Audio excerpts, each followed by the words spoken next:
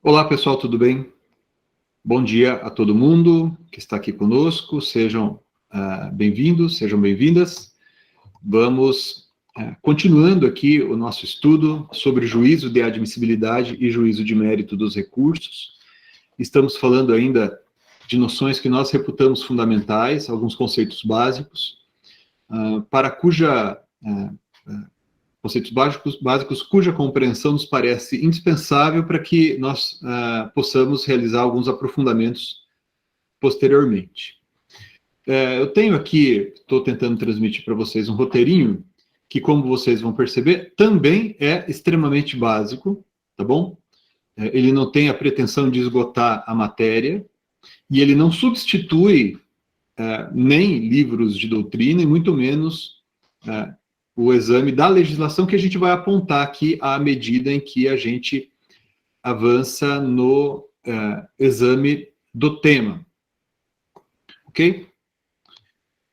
Sigamos então. Primeiro, vamos tentar resgatar um pouquinho algo que a gente estudou, não é, até aqui, e vamos também falar de alguns conceitos, por assim dizer, novos, né?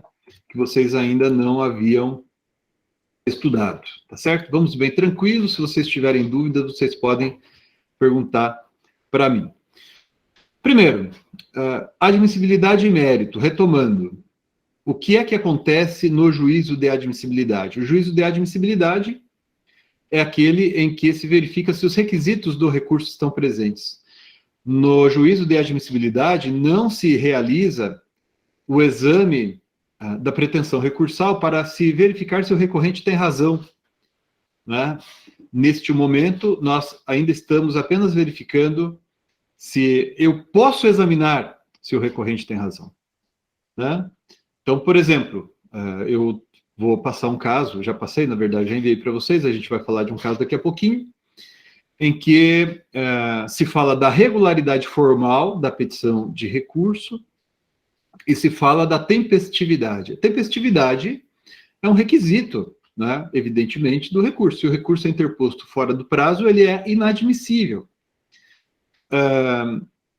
Outro dos requisitos do recurso diz respeito à forma e ao conteúdo da petição, né? Por exemplo, você tem que impugnar nas razões de apelação os fundamentos da decisão recorrida. Você não pode deixar algum fundamento sem impugnação, se esse fundamento for suficiente para manutenção da decisão. Nós chamamos isso de regularidade formal, né? Que tem a ver com a ideia de dialeticidade. Então, há uma série de requisitos que acompanham todos os recursos que nós vamos estudar na aula de hoje. Temos estudado, prosseguiremos estudando nesta e nas próximas aulas. Mas em todas essas situações em que o órgão jurisdicional diz que falta um desses requisitos, ele não chega a dizer se o recorrente tem razão ou não, né? Nós não examinamos a pretensão recursal para verificar se os vícios apontados pelo recorrente estão ou não presentes. Esse é o primeiro ponto. O segundo ponto, que eu comentei com vocês no final da exposição de ontem, né? E eu quero consignar aqui mais uma vez com vocês, diz respeito à diferença entre não admitir e negar seguimento. Qual a diferença entre não admitir e negar seguimento? Está no último slide da exposição de ontem, e eu coloquei novamente no último slide da exposição de hoje. No momento oportuno, ainda hoje, a gente volta a falar disso, mas eu quero que desde já fique consignado aqui e fica registrado, pois isso a gente vai analisar novamente aqui, que a hipótese de negativa de seguimento, que é prevista no artigo 1030 do Código de Processo Civil, especificamente em relação aos recursos extraordinário especial ali referidos, né? A hipótese de negativa de seguimento, não consiste propriamente em verificação dos requisitos de admissibilidade do recurso. A gente vai perceber que, de certo modo, isso mais se aproxima do próprio mérito do recurso do que da admissibilidade. No entanto, há toda uma peculiaridade na forma de impugnação da decisão judicial proferida com base do artigo 1030, em que se nega seguimento ao recurso extraordinário ou recurso especial, e por isso a gente vai falando dessa situação várias vezes, né, sempre de maneira mais superficial, até a gente compreender o que acontece com os outros recursos, e daí então a gente vai examinar o que acontece na negativa de seguimento, a que se refere o artigo 1030 do Código de Processo Civil. Mas fica registrado que não é a mesma coisa. Tá? É inadmissível confundir, nós não podemos confundir, né, não admitir recurso especial e negar seguimento ao recurso especial na hipótese do artigo 1030 do Código de Processo Civil, porque as consequências são muito diferentes. Além de o conteúdo ter que ser diferente, as consequências também são muito diferentes. Nós vamos conversar com vocês certamente já perceberam isso. Aliás, vocês devem estar ouvindo essas expressões desde o começo da faculdade, não agora que a gente está começando a estudar recursos, né? As expressões juízo a quo e juízo ad quem. Juízo a quo e juízo ad quem. O que significa isso? Né? A tradução, digamos assim, se você for lá em um dicionário de latim, por exemplo, você vai identificar que ad quem é a quem. Então, juízo ad quem é o juízo a quem se recorre, é o órgão a quem se recorre, né? Então, é o juízo ad quem, né? E o juízo a quo é o juízo do qual se recorre. Eu já vi gente falando assim, o juízo ad quem é o juízo... o juízo a quo é o juízo recorrido. Ok, coincide com isso, né? Mas a tradução mais próxima seria ad quem, corresponde ao juízo a quem se recorre, e juízo a quo é juízo do qual se recorre. Então, no recurso de apelação, por exemplo, o juízo do qual se recorre, o juízo a quo é o juízo de primeiro grau, é o juízo aqui da, sei lá, primeira vara civil da comarca de Maringá. E o juízo ad quem, ou seja, o juízo a quem se recorre, é o Tribunal de Justiça do Estado do Paraná, ou, se for na Justiça Federal, Tribunal Regional Federal da 4ª Região, que, por enquanto, é a nossa região aqui na Justiça Federal. Eu falei por enquanto porque, como vocês sabem, foi aprovada uma emenda constitucional que cria uma nova região, mas essa alteração ainda não foi implementada. E um outro conceitinho bastante básico que convém a gente já esclarecer, já mencionar, antes de a gente seguir em frente, diz respeito à ideia de juízo de retratação. Juízo de retratação. O juízo de retratação não é juízo de admissibilidade e não é juízo de mérito. O juízo de retratação não é juízo de admissibilidade e não é também juízo de mérito. O que é retratação? O que é juízo de retratação? Então, exemplo. Vamos primeiro visualizar um exemplo, tentar pensar num exemplo, para daí, então, a gente tentar entender isso. Imaginem uma hipótese em que eu ajuizei uma ação, né?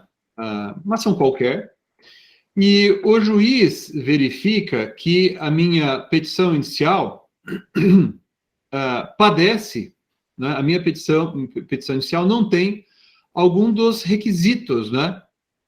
Exigidos pela lei, ou a petição inicial é inépita. Enfim, o juiz determina a emenda da petição inicial, por uma dessas razões, um dos requisitos ali do artigo 319 do CPC não foi observado, né? E daí, então, o juiz indefere a petição inicial, né? Então, o juiz nota a falta de um requisito, intima o autor para emendar a petição inicial, o autor não emenda a petição inicial, e o juiz daí, então, indefere a petição inicial. Qual é a natureza desta decisão aí proferida pelo magistrado?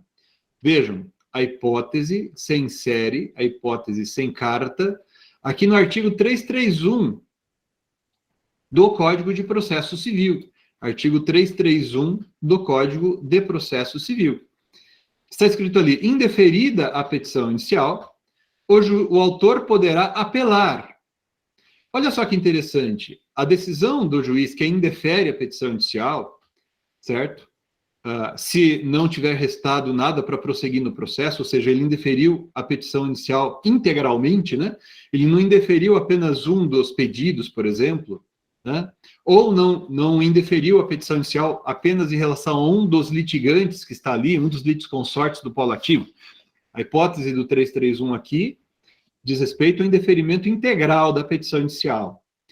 O autor poderá apelar. Por quê? Porque, nesse caso, nós estamos diante de uma sentença, né? A decisão do juiz que indefere a petição inicial integralmente, ou seja, em relação a todos os pedidos, ou em relação a todos os autores, ou todos os exequentes, por exemplo, né?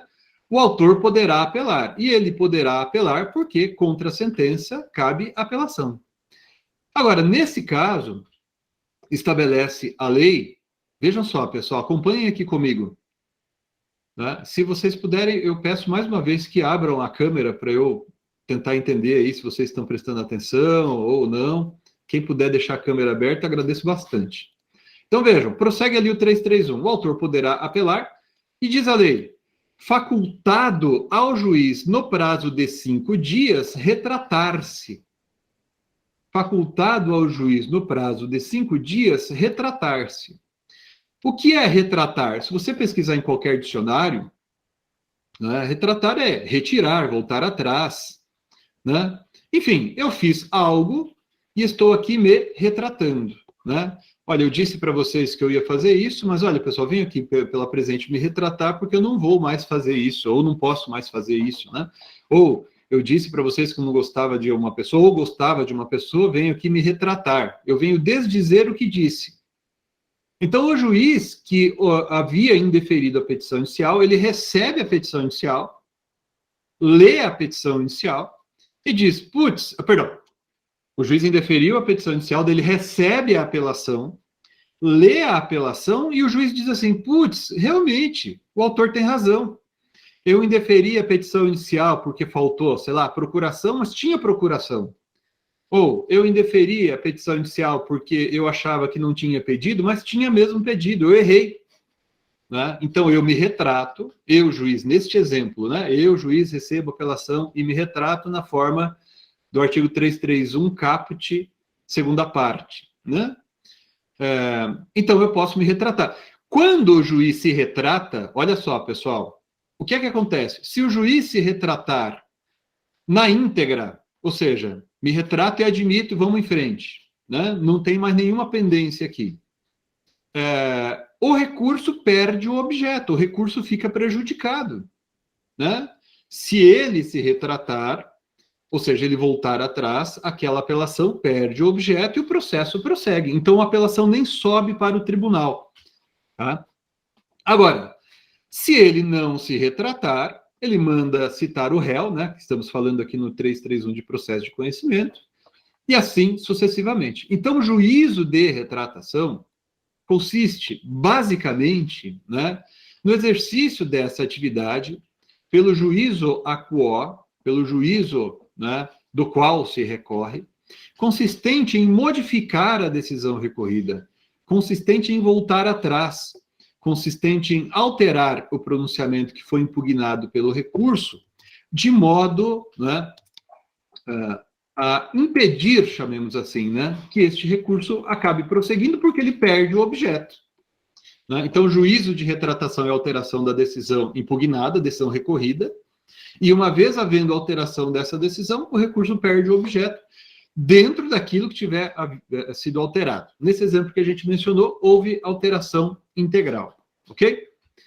Pois bem, pessoal, então, retomando aqui para registrar e para nós não nos esquecermos, né? Não confundir admissibilidade e mérito, não confundir admissibilidade, né? Não admitir e negar seguimento, juízo a quo e juízo ad quem coloquei aqui só para registro, porque eu acho que vocês já sabiam, pelo menos intuitivamente, né? A gente vai falar bastante disso, é uma expressão que vocês sempre vão ouvir. E juízo de retratação não é juízo de admissibilidade. Então, a gente vai verificar em que situações isso é possível, né? O juízo de retratação, que não corresponde a juízo de admissibilidade. O que acontece é que se o juízo se retratar, no caso o juiz de primeiro grau, por exemplo, se retratar, o recurso acaba ficando prejudicado, né, dentro daquilo que tiver sido alcançado pela retratação. O que a gente vai verificar agora, pessoal, e a gente vai tratar disso com mais cuidado, né, com mais cautela, nos casos em que há uma bipartição, por assim dizer, entre aquele que o juízo que profere a decisão e o juízo que vai julgar o recurso, né? A gente vai tratar agora da competência para realizar o juízo de admissibilidade e o juízo de mérito. Eu vou colocar aqui, eu não vou falar de todos os recursos, por exemplo, embargos de divergência, não vou falar, não vou colocar aqui no slide, a gente vai só ler o artigo. E embargos de declaração também eu não coloquei aqui no slide, a gente vai apenas ler o dispositivo e explicar com base nele mesmo, né? Mas a gente vai tentar aqui tratar da matéria do mais simples até o mais complexo dos recursos, né? Começar pela apelação, depois agravo de instrumento, depois recurso especial extraordinário, passando pelo agravo em recurso especial ou recurso extraordinário e o agravo interno, ok? Então, espero que com isso, gradativamente, vocês consigam visualizar, né, como é que funciona, como é que opera o sistema recursal. Então, comecemos, pessoal, pela apelação. Como é que funciona? Qual é a competência para a realização do juízo de admissibilidade? Como é que funciona a competência para a realização do juízo de admissibilidade em se tratando da apelação? Visualizem aí essa imagem que eu coloquei na tela. Bom, do lado direito, apenas a título ilustrativo, né? Nós temos o juízo a quo e o juízo ad quem. Então, quando a gente diz o recurso sobe para o tribunal, né? Ou o recurso desce, a gente está se referindo a graus de instância, né? Ok? Então, isso aí é só uma ilustração para vocês visualizarem quando a gente está falando do juízo a quo e do juízo ad quem. No caso do recurso de apelação, pessoal, o que é que acontece? Então, primeiro eu vou explicar o que está aí na imagem, depois a gente vai ler os dispositivos, tá bom? Então, prestem atenção, porque muita gente se confunde, tá? Comecemos aqui, pelo que está aqui no último, eu coloquei aqui embaixo, para ficar do lado de juízo a quo, né? O recurso de apelação, ele é interposto no juízo a quo. O recurso de apelação, como nós veremos já na sequência, ele é interposto perante o juízo sentenciante. Veja, vocês já devem ter percebido que eu sempre falo em juízo, né? Não falo em juiz, porque estou me referindo aqui ao órgão, né? E vocês vão perceber na sequência que a lei processual também se refere ao juízo, né? Então, eu não me refiro ao juiz, eu me refiro ao juízo, tá certo?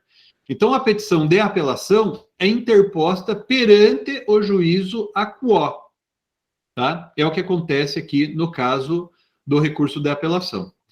Prosseguindo, vejam aqui, na marquinha verde. A lei permite, em alguns casos, que o juiz se retrate. A gente já mencionou aqui o exemplo na hipótese de indeferimento da petição inicial. Então, o juiz recebe a petição inicial, né, e está autorizado a se retratar. Mas o juízo de admissibilidade, pessoal, é feito apenas pelo juízo ad quem, ou seja, pelo juízo para o qual se recorre. Em se tratando de recurso de apelação, o juízo de admissibilidade não é desenvolvido pelo juízo de primeiro grau. Então, o juízo de primeiro grau, de acordo com a lei processual, é apenas um juízo de passagem. O juiz não recebe a petição inicial, não fala da admissibilidade, perdão, o juiz recebe a petição de apelação, mas não fala da admissibilidade da apelação e nem dos efeitos da apelação. Por que eu estou falando isso? Vocês, se estiverem fazendo estágio, ou tiverem feito, ou quando vierem a fazer estágio, provavelmente vocês vão se deparar, pessoal, provavelmente vocês vão se deparar com apelações elaboradas na vigência do Código de 73, que vigorou até março, começo de março de 2016. Então tem muito processo por aí rodando em que a gente vê a apelação formulada, né, com base no Código de 73. E há também muitas apelações que, talvez por algum vício, talvez por descuido, os advogados, eles ainda usam o formatozinho, aquele modelinho, né, do Código revogado. Então, entrou em vigor o Código de 2015 e o colega ou a colega advogado ou advogada não fez a petição em conformidade com o CPC de 2015.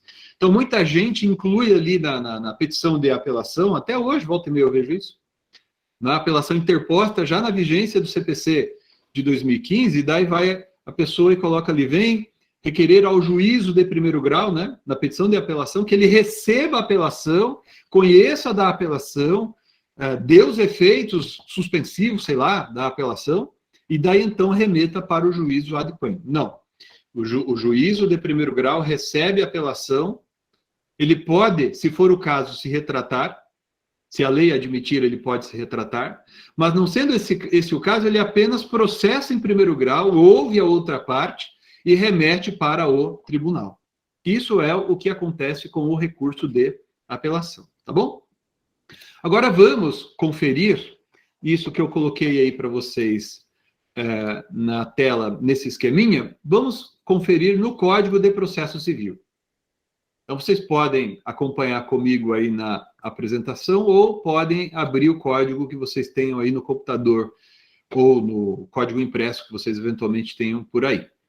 Então, vejam, estamos falando da apelação, que é o recurso cabível contra a sentença. Da sentença cabe apelação, é o que está no nosso Código de Processo Civil, certo?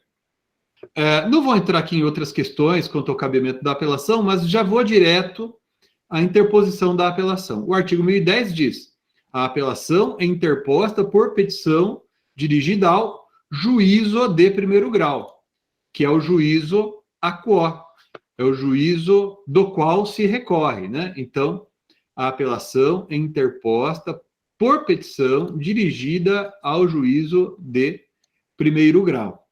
Daí vai prosseguir o Código de Processo Civil ali, diz, bom, aqui temos os requisitos da apelação, que a gente vai estudar depois. O apelado é intimado para apresentar as suas contrarrazões, daí prossegue daí vamos pular aqui já para o parágrafo 3º. Após as formalidades previstas nos parágrafos 1º e 2º, os autos serão remetidos ao tribunal pelo juiz, o tribunal é o juízo ad quem, e vejam só que interessante, independentemente de juízo de admissibilidade. Então, o juiz de primeiro grau, pessoal, ele recebe a apelação, ele processa a apelação em primeiro grau, ou seja, intima o apelado, para o apelado apresentar as contrarrazões, etc. E, na sequência, né, após essa formalidade relacionada ao processamento, ele vai remeter os autos ao tribunal, independentemente de juízo de admissibilidade. Vocês perceberam, eu pulei ali o parágrafo 2º, só para não perder o ritmo da explicação, mas o parágrafo 2º do artigo 1010 diz que o apelado ele pode interpor apelação adesiva. O que é a apelação adesiva, né?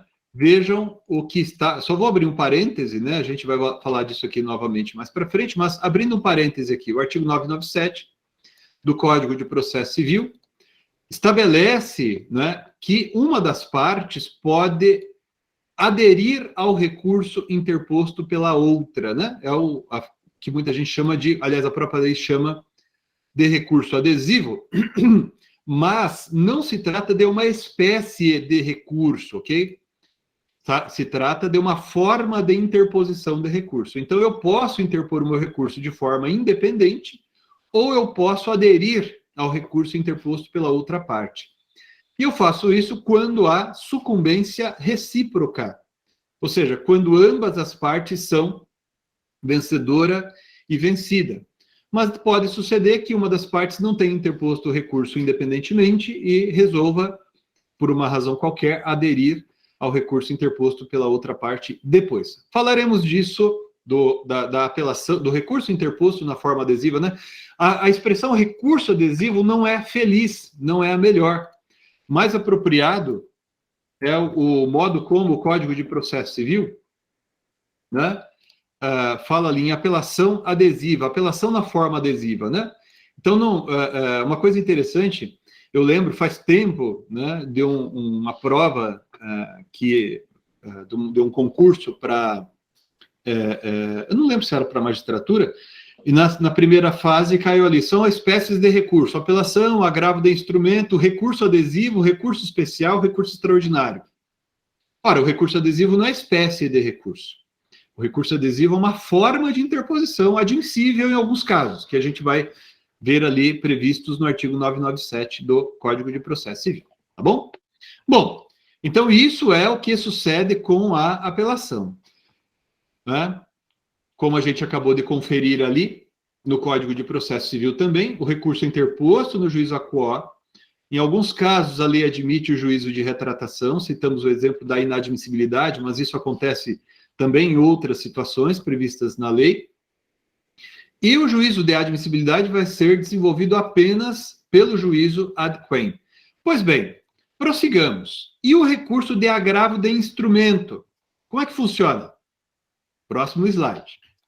O recurso de agravo de instrumento, pessoal, é o recurso cabível contra decisões interlocutórias, nos casos previstos no artigo 1015 do CPC, que contempla hipóteses ali previstas taxativamente, né? Então, só cabe agravo de instrumento contra as decisões interlocutórias nos casos previstos em lei. Isso nós chamamos de taxatividade das hipóteses de cabimento do agravo de instrumento.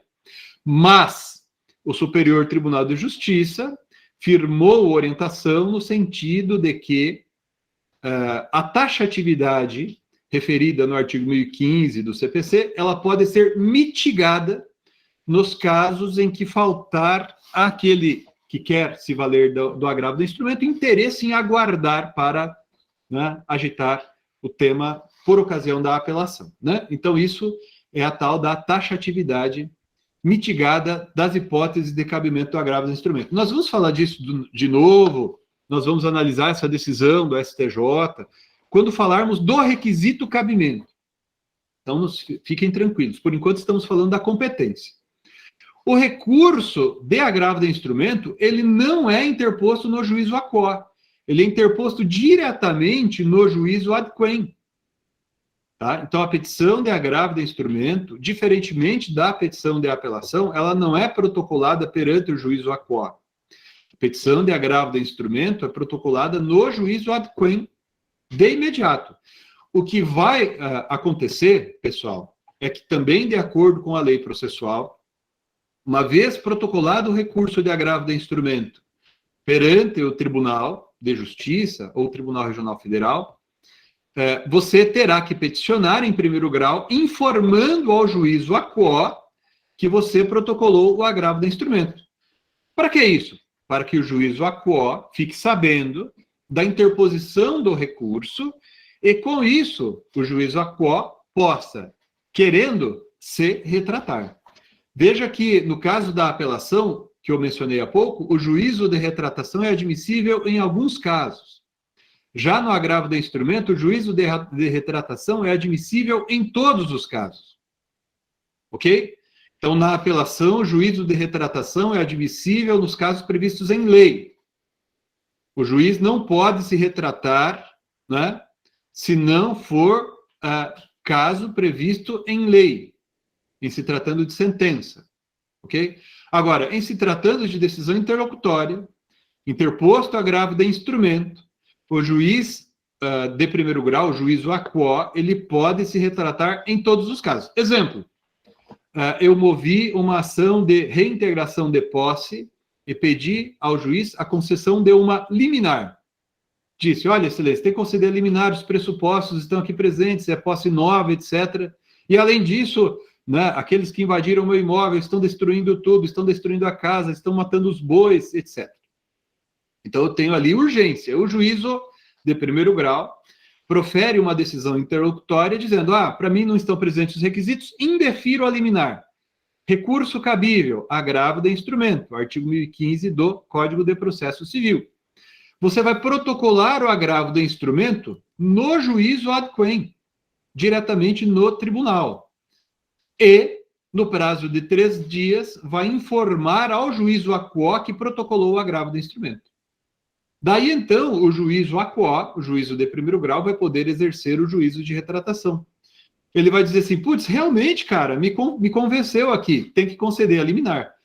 Também aqui, pessoal, se ele se retratar, e ele pode se retratar, o agravo de instrumento perderá o objeto, né? Porque já não tem, como ele voltou atrás, aquela decisão recorrida, né, que havia sido impugnada pelo recurso, ela, digamos assim, não vai produzir mais efeitos. Logo, o recurso que foi interposto contra aquela primeira decisão, ele perde o objeto, porque a decisão não existe mais. O juízo aquó voltou atrás. E vejam, como o agravo de instrumento é protocolado diretamente no tribunal, evidentemente, o juízo de admissibilidade vai ser desenvolvido pelo juízo ad quem, não vai ser realizado pelo juízo aquó. Né? O juízo aquó só fica sabendo que houve agravo de instrumento se a parte informar ou se, por exemplo, o relator, sei lá, conceder efeito suspensivo, informar o juízo aquó, né? Bom, então vamos conferir agora se isso aqui está certo. Vamos ler agora a matéria ali no Código de Processo Civil para conferir se esse slide aí confere. Para conferir se esse slide aí bate com o que está no Código de Processo Civil, né? Abram ali comigo, pessoal, o CPC, a partir ali do artigo 1015. Então, vocês vão perceber que o agravo de instrumento é disciplinado a partir do artigo 1015, que diz quando é que cabe o agravo de instrumento. A hipótese que eu mencionei aqui no exemplo está no inciso 1º, né? É uma decisão que versa sobre tutela provisória, né? Prossegue ali outras hipóteses, etc., né? E o artigo 1016 vai dizer: o agravo de instrumento será dirigido diretamente ao tribunal competente. Ok? Então, o agravo de instrumento é dirigido diretamente ao tribunal competente. Vocês se lembram, a gente acabou de mencionar ali a apelação, a petição de apelação é dirigida ao juízo aquó. Quando nós estudarmos a regularidade formal, nós vamos observar que costuma-se elaborar a apelação em 2 partes. Uma com a petição de interposição, que é dirigida ao juízo aquó, e outra com as razões de apelação, que normalmente são como que um anexo a essa petição de apelação. Então, a gente se dirige ao juízo aquó, né, falando da apelação, e depois se dirige ao juízo ad quem nas razões de apelação. Mas isso a gente vai falar de novo depois. Agora, em se tratando do agravo de instrumento, é tudo dirigido ao juízo ad quem, é tudo dirigido ao tribunal, né?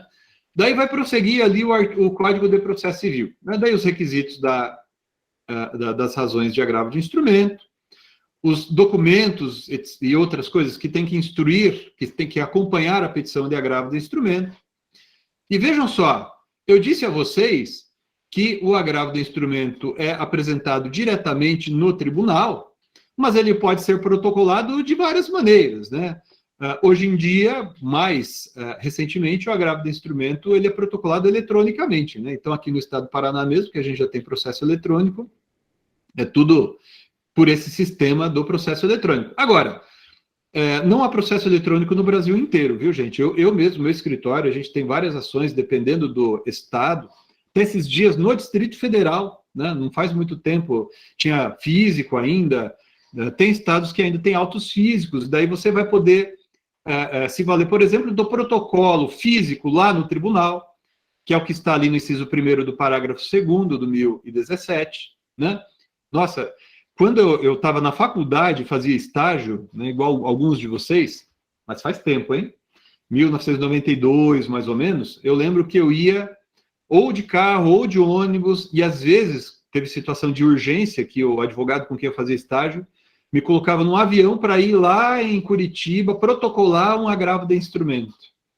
Então, veja, a decisão do juiz de primeiro grau aqui de Maringá, a gente corria lá no tribunal para protocolar fisicamente, vai lá no protocolo e tal, né? Protocolar as razões de agravo de instrumento. Era muito diferente, né? Mas isso, embora seja cada vez menos comum, é ainda possível em determinadas localidades do Brasil, né? Da o inciso segundo fala de protocolo realizado na própria comarca, né? Vocês certamente viram o protocolo integrado, não sei se alguém de vocês já viu funcionando o protocolo integrado. Pode haver convênios dos mais variados, né? Mas você protocola no distribuidor da comarca e este se encarrega de enviar ao tribunal. Mas a petição não passa pelo juízo de primeiro grau. O juízo ACO, sei lá, o juiz da terceira cível de Maringá nem fica sabendo nesse momento do agravo de instrumento. Inciso terceiro, pelo correio. Inciso quarto, por fax. Volta e meia, a gente ainda usa fax. É engraçado isso, né? Muitos de vocês, certamente, talvez nem tenham visto ainda o fax. Nem assim por diante. Mas o fato é, independentemente do modo como ele é protocolado, ele é dirigido ao juízo ad quem.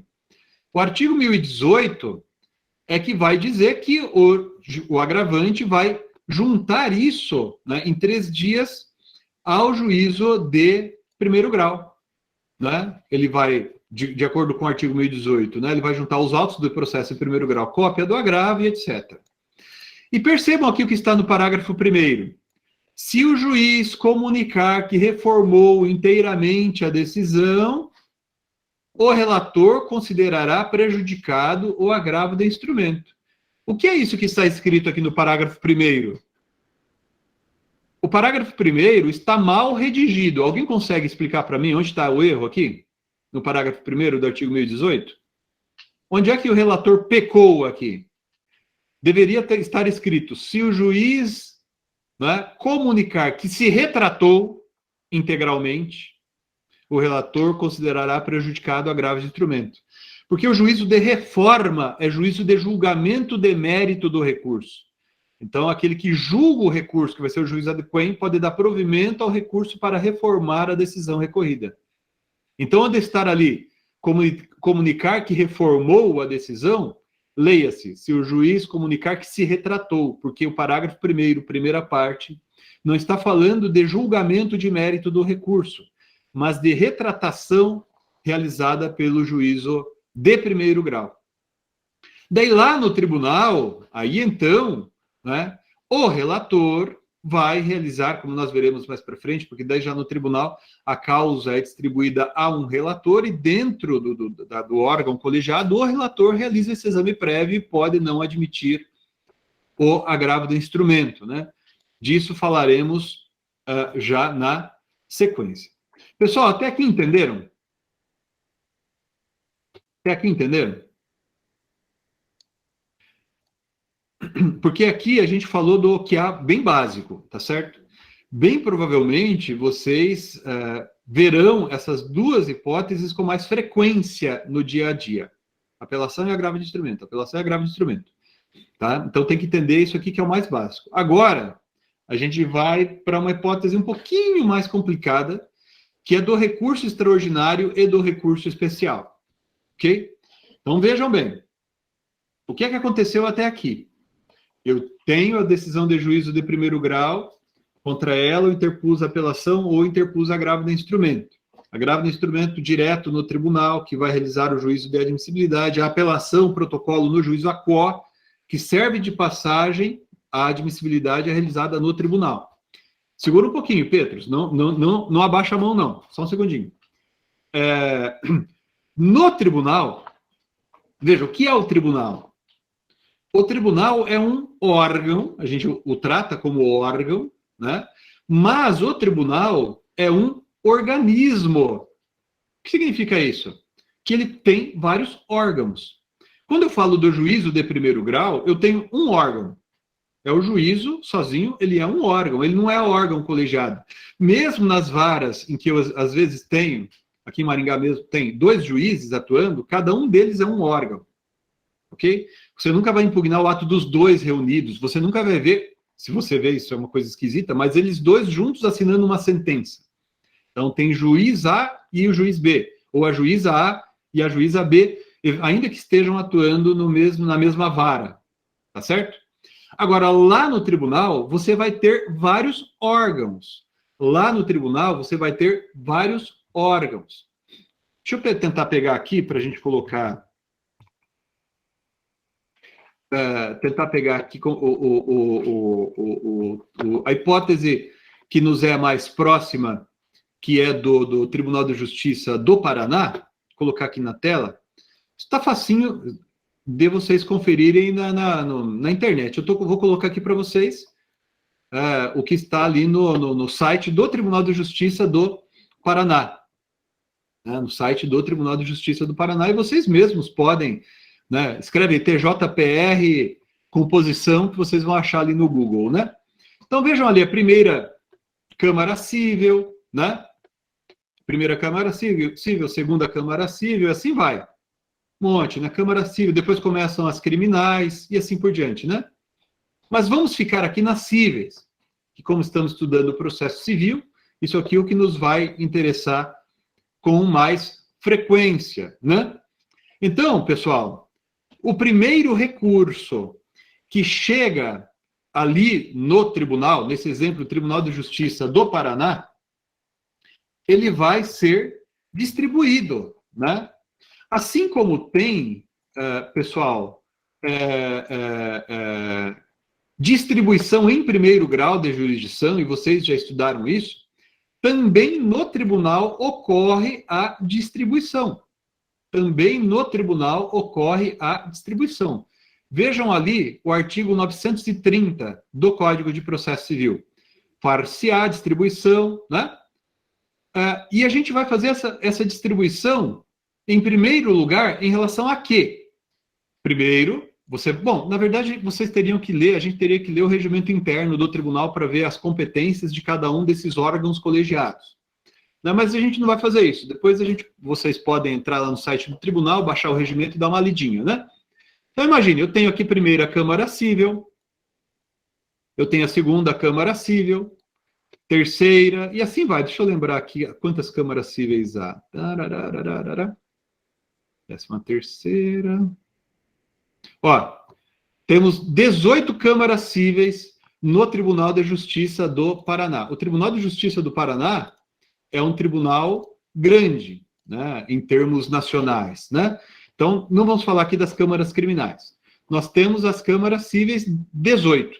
Então, se não houve nenhum recurso, pessoal, ainda para o Tribunal de Justiça do Paraná, o primeiro recurso vai ser distribuído na forma do artigo 930, né? De acordo com o regimento, por sorteio eletrônico e etc. Então, vamos imaginar que, para facilitar aqui o nosso exame, que tenha caído na primeira Câmara Civil. Dentro da primeira Câmara Civil, nós também teremos o sorteio para definir quem será o relator ou relatora. Deixa eu ver se eu aumento um pouco aqui para vocês enxergarem, porque de repente ficou meio exprimido aí. Então, eu vou sortear o relator ou relatora. Note que aqui nesse exemplo, aqui da primeira civil, né, primeira Câmara Civil, eu tenho 5 desembargadores. Pessoal, a composição normal, isso também vocês vão conferir lá no regimento do tribunal, são de 5 juízes, que são chamados de desembargadores, mas 5 juízes que compõem cada Câmara. Isso se a Câmara estiver integralmente composta, né? Porque às vezes falta algum juiz se aposentou e por algum motivo não está todo mundo ali. Mas eu já mencionei a vocês, já citei inclusive um tempo atrás o dispositivo, né? Para que haja um acórdão, a decisão tem que ser proferida por pelo menos 3 juízes. Então pode suceder que, por exemplo, nesse caso aí, o desembargador Guilherme Luiz Gomes, que é o primeiro ali na ordem, por um motivo qualquer, está doente, viajou, sei lá, alguma coisa assim, ele não foi à sessão de julgamento. Mas, estando presentes 3, basta 3 para que haja um acórdão, basta 3 para que haja um julgamento. Veja, pessoal, assim como há distribuição entre as câmaras, haverá também a distribuição entre esses desembargadores aqui. Então, de repente, o teu caso foi sorteado para o desembargador Rui Cunha Sobrinho, que vai figurar como o relator. Então, pessoal, para registro, no tribunal ocorrem 2 distribuições, e elas vão acontecer também de forma automática. Ocorre a distribuição entre as câmaras cíveis, nesse exemplo aqui, e depois, dentro da câmara cível para a qual houve a distribuição, nós vamos ter a distribuição entre os desembargadores para verificar quem deles vai ser o relator, tá bom? Sabe que quando a gente elaborou o anteprojeto lá no começo, nossa, isso faz tempo, foi em 2009, né? Isso daí seria uma mera faculdade do agravante. Por quê? Porque a gente pensava assim, o agravante é quem tem interesse no juízo de retratação. Então, eu informo ao juízo de primeiro grau, porque eu, agravante, eu avalio que o juízo de primeiro grau pode se retratar. Então, era uma faculdade. Tanto é que vocês vão ler ali no CPC, o artigo começa falando assim, que o agravante poderá fazer isso. Né? Porque ele começou a ser concebido como uma faculdade do agravante, porque o agravante é que faria o juízo de conveniência de requerer que o juízo de primeiro grau se retratasse. Ele poderia dizer assim, não tenho chance aqui, não vou gastar, não vou incomodar o juiz de primeiro grau com isso, vou dizer só no tribunal. Mas, na tramitação do projeto, alguém lá no Congresso, sei lá quem, teve a ideia de adicionar um parágrafo ali nesse mesmo dispositivo, dizendo que o agravado poderia alegar que o agravante não juntar essa petição em primeiro grau, daí ele informa isso ao tribunal, e daí, então, o tribunal pode não conhecer do agravo de instrumento. Então, o que era uma faculdade do agravante, na tramitação do projeto que deu origem ao CPC, acabou se transformando num requisito relacionado à regularidade formal.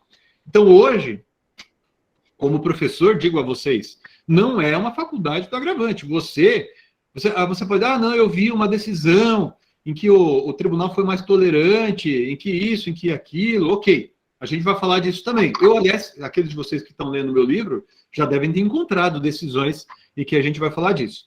Mas, se você estiver no estágio, se você estiver advogando, não deixe de fazer essa petição em 3 dias informando ao juiz de primeiro grau. Porque apesar do que dispõe ali o começo do artigo e parecer que é uma mera faculdade, não é uma mera faculdade, é ônus. Ok? É ônus do agravante. Pessoal, não é dever, tá? Não confunda dever com ônus. Dever, se você tem um dever, eu posso compeli-lo a fazer isso. Se você tem um ônus, né, você sofrerá as consequências de não fazer isso, mas você não pode ser compelido a fazer aquilo. Então, eu tenho o ônus de contestar, eu, réu. Mas eu não tenho dever de contestar. Eu contesto se eu quiser. Agora, se eu não contestar, eu sofro determinadas consequências negativas decorrentes da revelia, né? Vocês já estudaram. Então, não confundir ônus com dever. Ônus com dever. Por isso que eu falei aqui em ônus. Pois, ok? Então, isso que acontece na apelação no agravo de instrumento. Agora, prossigamos e vamos falar, pessoal, e aqui eu peço atenção super redobrada de vocês, do recurso extraordinário e do recurso especial. Apenas para repisar aqui. Então, o que acontece na apelação? Juízo de admissibilidade pelo juízo ad quem. O recurso é interposto no juízo a quo, mas o juízo de admissibilidade é feito pelo juízo ad quem. E admite-se o juízo de retratação pelo juízo a quo, juízo de retratação é sempre pelo juízo a quo, em alguns casos. Ok? Veja, é bom a gente deixar isso mais claro mesmo, né? Porque do jeito que estava, alguém poderia achar que seria ad quem mesmo. Então, muito oportuna essa observação para eu deixar isso aqui mais claro no slide para vocês. Bom, isso na apelação. E no agravo de instrumento? O juízo de admissibilidade também é pelo juízo ad quem. Né? Ele é interposto diretamente no juízo ad quem. Há a possibilidade de juízo de retratação pelo juízo a quo em todos os casos em se tratando do agravo de instrumento. Fechou aí, Isabela? Agora deu certo? Sim, professor, obrigada. Eu tinha notado ao contrário. Não, mas beleza. Mas agora acho que ficou mais claro. Então, deem um print aí na tela, né? Se vocês tiverem dado print na outra tela, substituam por esse print dessa tela aí, né? Em relação à apelação, em relação ao agravo do instrumento, certo? E agora, pessoal, nós vamos aos recursos extraordinário e especial. Veja, antes de comentar isso aqui, antes de entrar no slide, que eu já vou deixar aqui na tela, mas eu quero que vocês entendam o seguinte. Eu falei aqui para vocês há pouco que dentro do tribunal tem vários órgãos. Dentro do tribunal tem vários órgãos, né? E eu citei aqui para vocês, eu coloquei no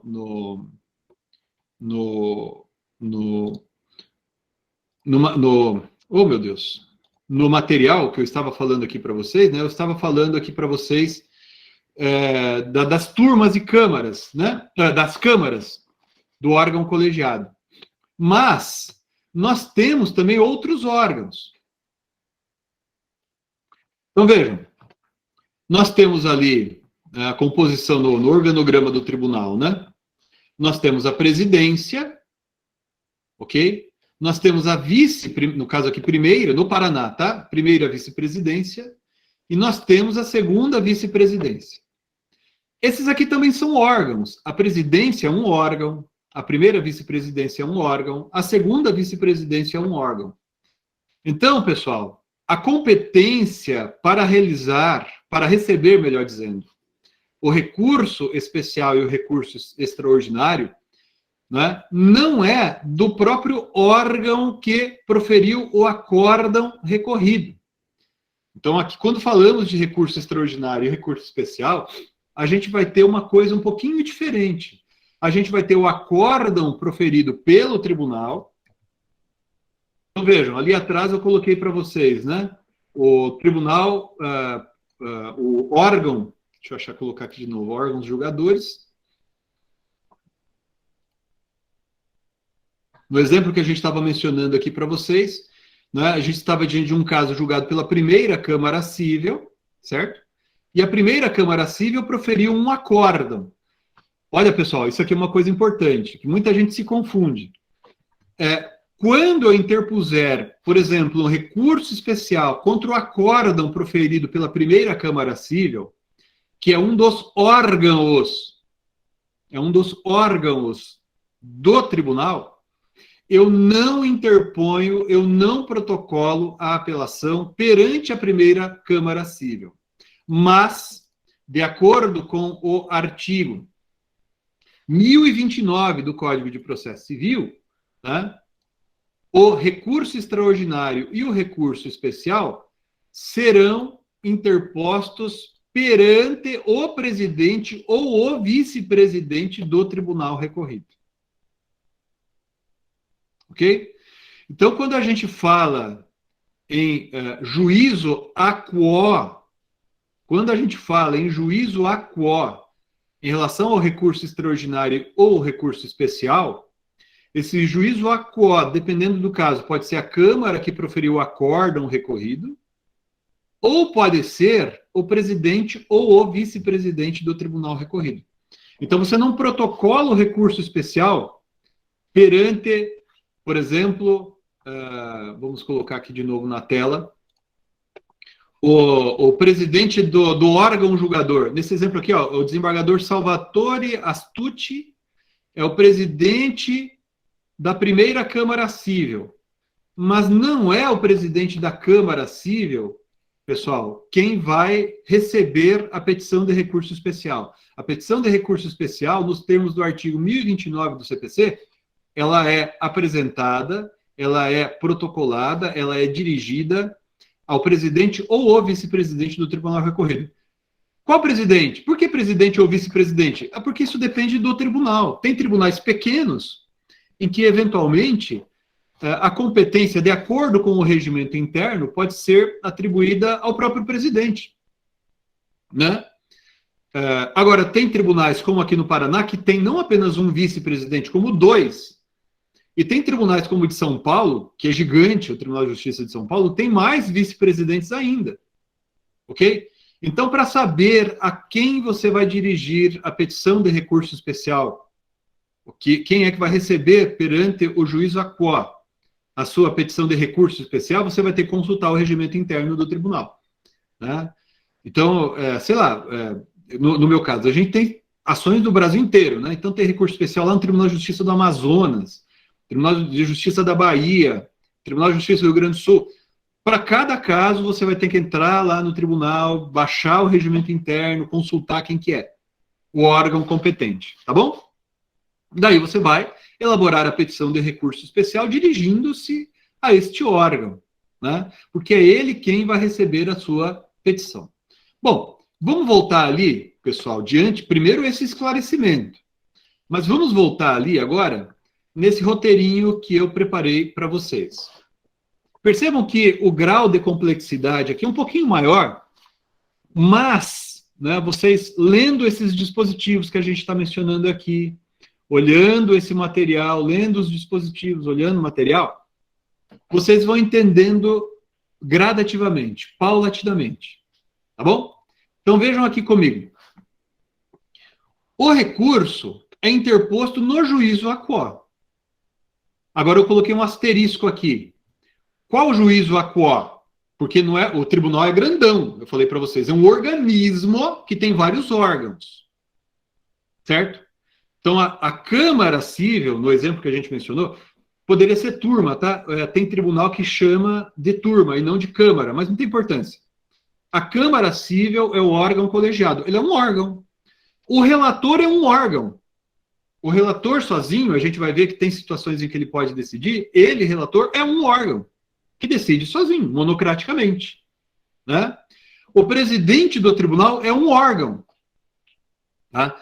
Não confundir o agente com o órgão. Vocês devem ter estudado isso em direito administrativo, sei lá em que ano. Né? Lembram? Uma coisa é o agente, outra coisa é o órgão. Quando vocês estudam isso no começo do processo do direito processual civil, vocês também veem isso. Por exemplo, quem é competente e quem é imparcial? A imparcialidade é um atributo do agente. Certo? Quem é o agente? É o juiz Zé da Silva. É a juíza Maria dos Santos. Então você diz, ó, o juiz Zé da Silva, ele é suspeito ou ele é impedido, sei lá, ele é casado com o advogado da parte, né? Então ele tem um motivo que diz respeito ao agente que vai atingir a sua imparcialidade. Então imparcialidade é algo que diz respeito ao agente. Agora, competência é do agente ou do órgão? É do órgão. Então é errado dizer, embora a gente sempre ouça alguém falar assim, o juiz da, sei lá, Vara Civil X aqui de Maringá, ele não é competente para julgar isso. Quem não é da área do direito fala assim, putz, será que esse juiz não estudou muito? Porque ele não é tão bom assim, né? Não. A competência, nesse caso, diz respeito, sei lá, você para explicar lá no almoço de domingo lá na família, você fala, não estou falando que o juiz ele não é bom. É uma questão de divisão de trabalho. O juízo de Maringá não é competente. Competente é o juízo de Paranavaí. O juízo, sei lá, da Vara de Família não é competente. O juízo da Vara Federal não é competente. E assim por diante.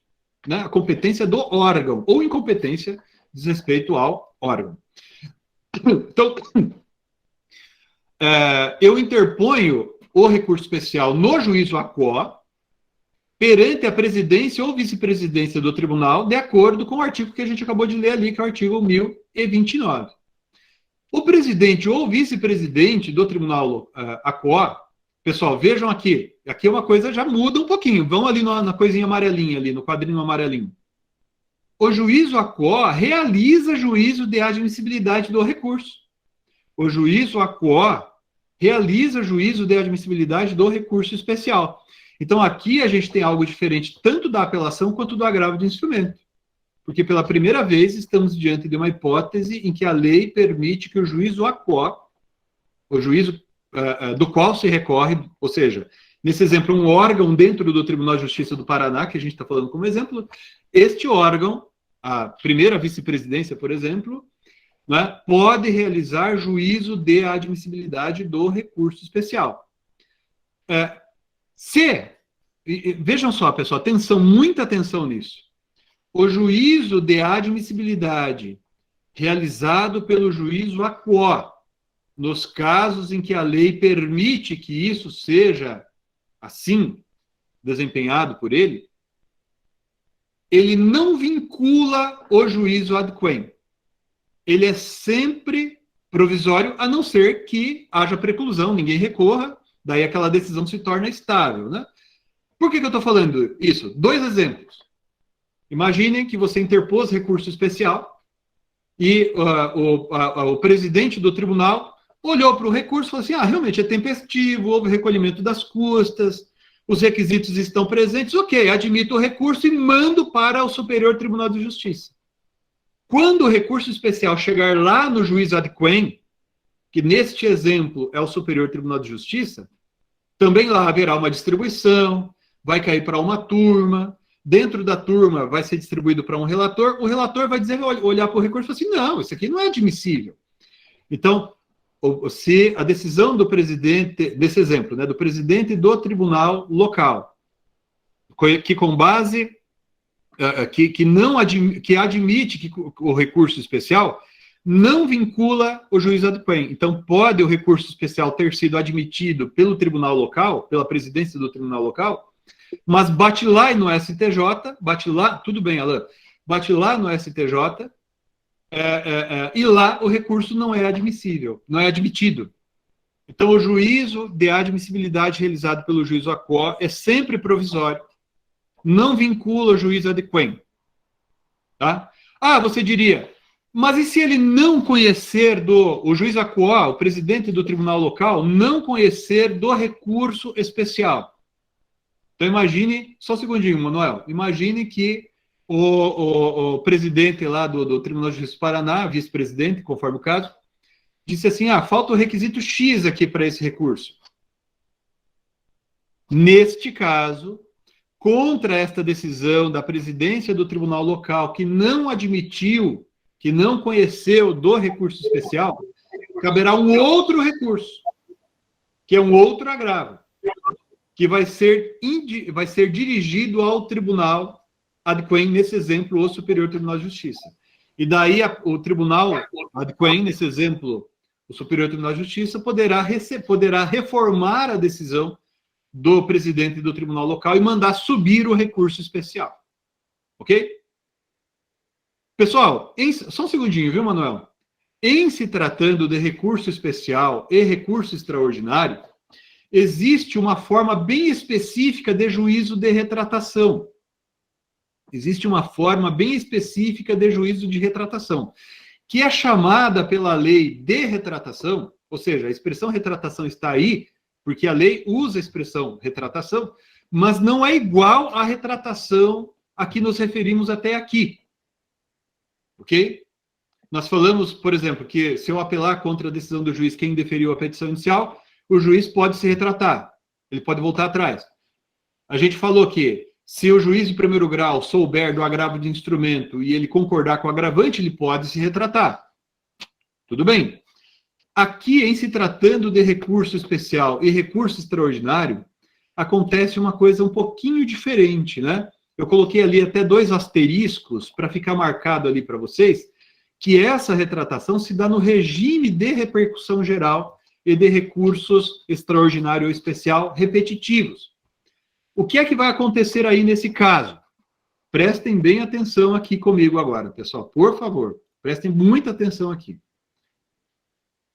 Imaginem, o Supremo Tribunal Federal recebeu um recurso extraordinário, lá no Supremo Tribunal Federal, em que se está discutindo a seguinte questão de direito constitucional. Seguinte questão de direito constitucional. É constitucional, né, à luz do artigo X ali da nossa Constituição, está em conformidade com a Constituição, né, a possibilidade de as pessoas adquirirem por uso capião o imóvel em tais condições dos termos do artigo tal do Código Civil, essa é uma questão constitucional. compatibilidade do Código Civil com a Constituição, etc. Isso é uma questão constitucional. O Supremo Tribunal Federal recebe um recurso extraordinário e diz, putz, essa questão aqui tem repercussão geral. Por quê? Porque, como nós veremos no momento oportuno, o recurso extraordinário, ele não é admissível para qualquer questão constitucional. Você vai ter que demonstrar que aquela questão constitucional tem repercussão geral. Então, sei lá, por exemplo, acontece muito no Brasil, o pessoal adquirindo propriedade por uso capião, e essa questão se reproduz bastante. Ah, não, isso aqui tem uma repercussão política importante, isso é uma questão política importante. Enfim, tem que ter repercussão geral. Quando o recurso extraordinário é admitido, ou seja, o tribunal foi lá e falou assim, não, tem repercussão geral mesmo essa questão, o que vai acontecer? Todos os recursos extraordinários no Brasil inteiro, que eventualmente tenham sido ou venham a ser interpostos para discutir essa mesma questão do uso capião na hipótese X, eles ficam o quê? Sobrestados ou suspensos. Sobrestados ou suspensos. Então, quando o recurso extraordinário, o primeiro que bateu lá no Supremo, o Supremo disse, tem repercussão geral, ele suspende tudo. Ou melhor, suspende tudo não. Suspende todos os outros que já foram interpostos ou que vierem a ser interpostos até o julgamento daquele recurso extraordinário que foi selecionado. Aí, pessoal, agora vocês continuem prestando atenção e olhem aqui bem claro para mim. O Supremo vai decidir a questão. O Supremo vai decidir a questão. E daí o Supremo vai dizer, por exemplo, é constitucional o uso capião nesse caso. Ou não é constitucional o uso capião nesse caso. Ok? Aí, se houver recurso extraordinário sobrestado na origem, sobrestado no tribunal local, suspenso no tribunal local, e o recurso extraordinário tiver sido interposto contra um acórdão do Tribunal de Justiça do Paraná, por exemplo, que tenha decidido de maneira diferente do que decidiu o Supremo, aí, nesse exemplo, a primeira Câmara do Tribunal de Justiça do Paraná vai exercer juízo de retratação. Ou seja, ele vai rever o acórdão para decidir agora de maneira compatível com o que decidiu o Supremo Tribunal Federal nesse exemplo. Então, é um outro tipo de juízo de retratação. É bastante coisa, mas vamos tentar entender só o exemplo que eu acabei de mencionar, ok? Ok? Então, vejam. Publicado o acórdão paradigma. O que é o acórdão paradigma? É o acórdão proferido, nesse exemplo que eu mencionei, pelo Supremo Tribunal Federal, e que definiu uma tese. Qual foi a tese? Exemplo, é inconstitucional o uso capião na condição X, Y e Z. Até aí tudo bem? Mas os recursos que versavam sobre o mesmo tema, eles ficaram o quê? Eles estavam sobrestados na origem. Ok? Então, esses recursos que estavam sobrestados na origem, se o acórdão recorrido coincidir com a orientação do Tribunal Superior, ou seja, se você está recorrendo contra um acórdão que decidiu pelo Tribunal de Justiça do Paraná do jeito que o Supremo diz que está certo, aí esses recursos, a esses recursos será negado seguimento pelo presidente do tribunal local. Agora, o exemplo que eu mencionei há pouco se encaixa aqui no inciso 2º. Eu entrei com recurso extraordinário alegando que o uso capião é inconstitucional. A primeira Câmara do Tribunal de Justiça do Paraná havia dito, não, o uso capião é constitucional. Certo? O meu recurso ficou sobrestado, ele ficou suspenso, na origem, no tribunal local. Daí o Supremo, quando decidiu, ele disse, não, realmente, é inconstitucional.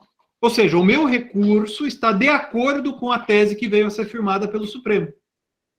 Daí o que acontece? O órgão que proferiu o acórdão recorrido na origem, ou seja, no tribunal ACO, do juízo ACO, reexaminará o processo de competência originária, ou remessa necessária, ou o recurso anteriormente julgado. Então, aqui ele reexamina e rejulga e pode, então, ser retratado. Então, essa aqui a retratação a que estamos nos referindo na hipótese, tá bom? Então, notem, o recurso especial ou o recurso extraordinário é interposto no juízo aquó, compreendendo-se juízo aquó por presidência ou vice-presidência do tribunal, certo? O juízo de retratação que está aqui na telinha, no quadrinho verde, ele é admissível no caso do regime de repercussão geral ou dos recursos repetitivos, que está aqui, ó, nessa notinha dos 2 asteriscos. E o juízo de admissibilidade é realizado tanto no juízo aquó, entenda-se, presidência ou vice-presidência do tribunal local, quanto no juízo ad quem. Bom? Entenderam aqui? Fala, Pietros. Professor, eu não entendi muito bem a questão do juízo de admissibilidade a ser realizado em ambos os juízos, tanto a qual como o ad quem. O juízo de admissibilidade do ACO não vincula o ad quem. Não, sabe por quê? Porque quem é o juízo natural do recurso é o órgão ad quem, certo? Então, por razões de economia processual, a lei, em alguns casos, permite uma, digamos assim, bipartição disso aí, um deslocamento parcial disso aí, né? Então, a lei permite que a presidência do tribunal local não admita um recurso especial, porque entende, por uma razão qualquer, que se o presidente do tribunal local assim fizer, né, por razões de economia processual, isso vai ser melhor, porque o recurso nem sobe para o Superior Tribunal de Justiça dizer que o recurso não seria admissível. E essa é a expectativa da lei, tá bom? Agora, essa sua pergunta, Pietros, a essa sua pergunta se segue uma outra pergunta, na verdade, que é a seguinte: por que não é assim em relação à apelação? Veja, pessoal, na época do Código Revogado, ou seja, há poucos anos, quando você interpunha a apelação, o juiz que proferiu a sentença, ele realizava juízo de admissibilidade da apelação. E o motivo também era esse. Mas entendeu-se, por ocasião da elaboração do CPC de 2015, né, entendeu-se que toda vez que o juiz não admitia a apelação, a parte recorria de novo. Né? Então, houve ali estudos estatísticos dizendo assim, não vale a pena o juiz falar sobre isso, porque o tribunal vai ter que falar do mesmo jeito depois. Então, suprimiram isso. Em relação ao recurso especial e ao recurso extraordinário, a ideia originalmente era essa. Mas houve uma reforma, a gente vai até explicar depois melhor os porquês disso, né? Houve uma reforma, e daí então, com essa reforma, a presidência ou vice-presidência do tribunal local passou a poder fazer juízo de admissibilidade do recurso especial também. Ok? Pessoal, rapidinho, eu vou explicar aqui para vocês o que acontece em relação a um outro recurso.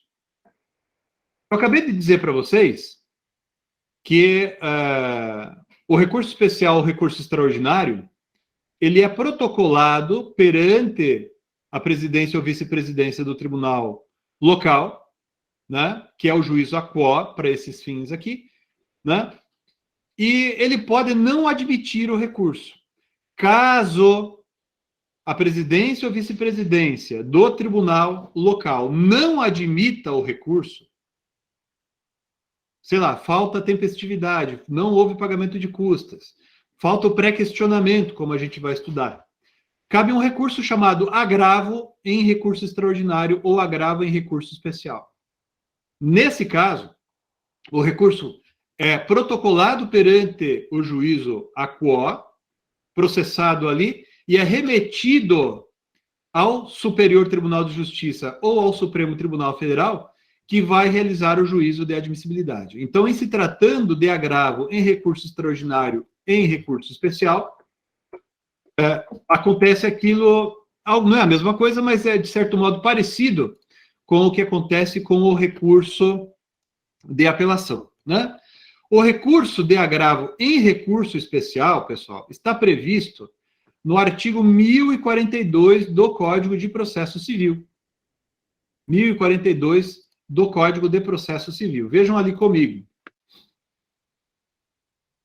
De acordo com o artigo 1042 do Código de Processo Civil, cabe agravo contra a decisão do presidente ou do vice-presidente que é inadmitir recurso especial, recurso extraordinário. Só essa primeira parte que me interessa.